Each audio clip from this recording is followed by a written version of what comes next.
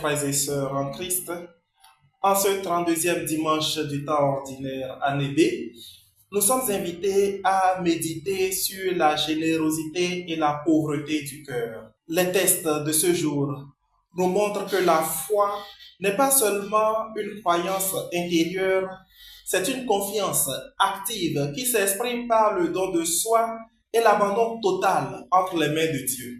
Cette foi enracinée dans la générosité et l'espérance est celle de deux veuves qui, malgré leur situation précaire, n'hésitent pas à donner tout ce qu'elles possèdent. Elles nous enseignent dans notre contexte actuel, où beaucoup vivent avec peu, à aller au-delà de la crainte du manque pour placer notre confiance en Dieu. Dans notre contexte social, où les réalités économiques, les défis familiaux et les incertitudes sociales sont omniprésents, chacun de nous est appelé à exprimer cette foi qui donne tout, même lorsqu'il a peu à offrir.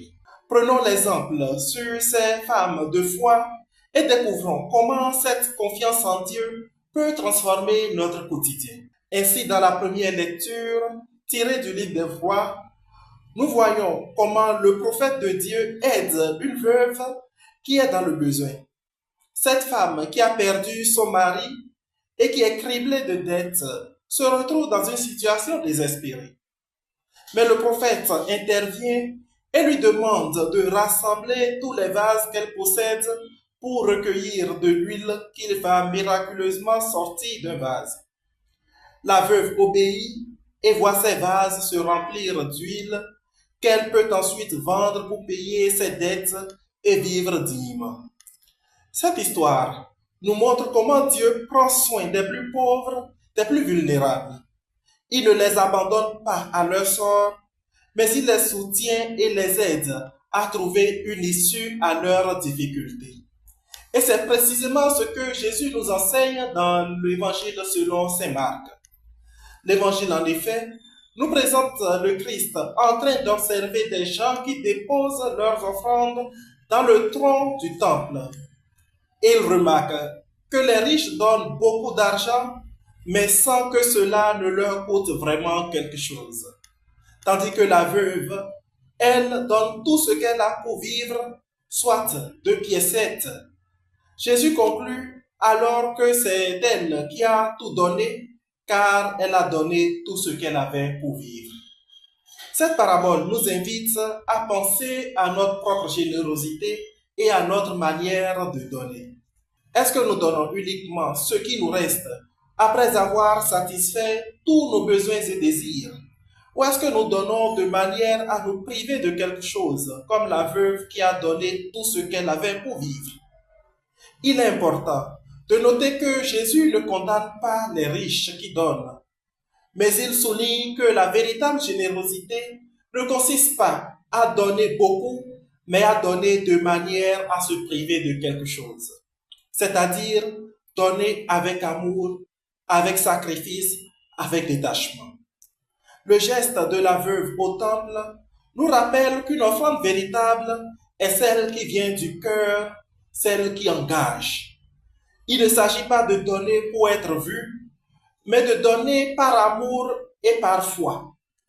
Pour elle, donner était un acte de foi pure. Elle savait que ce qu'elle déposait était précieux car c'était tout ce qu'elle possédait et elle le faisait sans hésitation. Et c'est précisément cela que nous sommes appelés à faire en tant que disciples du Christ. Nous sommes appelés à donner notre vie pour les autres, à nous sacrifier pour les plus vulnérables, à partager ce que nous avons avec ceux qui n'ont rien. Et dans notre contexte où la pauvreté et les inégalités sont encore très présentes, cette parabole prend une signification particulière. Nous sommes appelés à être des instruments de justice et de paix, à travailler pour un monde plus équitable et plus juste.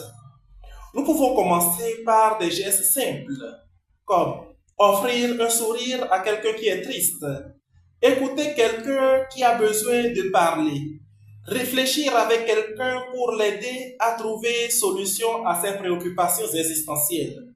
Ce sont des gestes qui peuvent sembler insignifiants, mais qui peuvent changer la vie des personnes comme l'a fait le Christ, modèle du don total par le sacrifice d'amour. En effet, dans la deuxième lecture, nous voyons l'exemple du Christ qui s'offre une fois pour toutes pour nous. Le sacrifice du Christ est le modèle de tout don véritable. Il n'a pas seulement donné un peu de son temps pour les siens, il a donné sa vie. Dans notre vie chrétienne, il est le modèle de l'amour et de la générosité, celui qui a accepté de tout sacrifier pour le salut de l'humanité. Le Christ nous appelle à le suivre dans ce don total, même dans les petits sacrifices de notre vie quotidienne. Frères et sœurs en Christ, que Dieu nous aide à comprendre et à mettre en pratique cette parabole dans notre vie quotidienne, qui nous donne la force et la générosité de donner notre vie pour les autres, pour partager ce que nous avons avec ceux qui n'ont rien ou ceux qui en ont peu. Qui nous rappelle que la véritable richesse ne consiste pas à accumuler des biens matériels, mais à avoir le cœur plein d'amour et de compassion pour les autres. Que le Seigneur nous aide à comprendre que la pauvreté et la richesse sont des états d'esprit et que nous pouvons choisir de vivre dans l'abondance de l'amour et de la générosité, même dans les moments difficiles. Enfin, que le Seigneur nous donne la grâce de voir le Christ en chaque personne que nous rencontrons, de traiter chaque personne avec amour, respect et dignité, qui nous aide à comprendre que nous sommes tous enfants d'un même Dieu et que nous sommes tous appelés à vivre dans la lumière de son amour. Le Seigneur soit avec vous.